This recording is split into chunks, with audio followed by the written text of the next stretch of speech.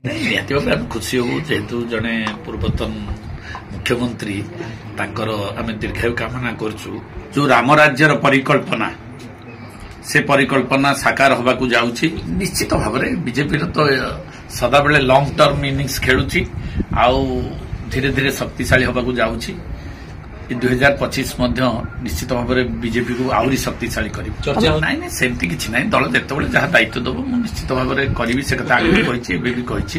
ସେମିତି ଦଳରେ ତ ମୁଁ ଦଳ ମତେ ଟିକେଟ ଦେଲା ଏବଂ ଦଳର ଭାଇମାନେ ମତେ ସହଯୋଗ କରି ଜିତେଇଲେ, ବିଧାୟକ ହେଲି, ସରକାର ଆସିଲା। ଏବେ ବହୁତ ଦାୟିତ୍ୱ ରହିଛି କାମ କରିବା ପାଇଁ।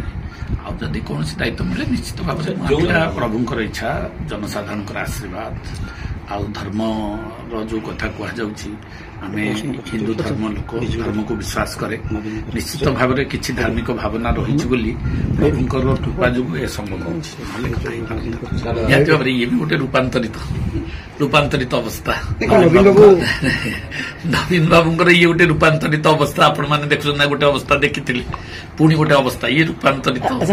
ନିହାତି ଭାବରେ ଆମେ ଖୁସି ହବୁ ଯେହେତୁ ଜଣେ ପୂର୍ବତନ ମୁଖ୍ୟମନ୍ତ୍ରୀ ତାଙ୍କର ଆମେ ଦୀର୍ଘାୟୁ କାମନା କରୁଛୁ ଏବଂ ମହାଶୟଙ୍କର ଆକ୍ଟିଭନେସଟା ନିଶ୍ଚିତ ଭାବରେ ଓଡ଼ିଶା ପ୍ରତି କିଛି ହାତ ନାହିଁ।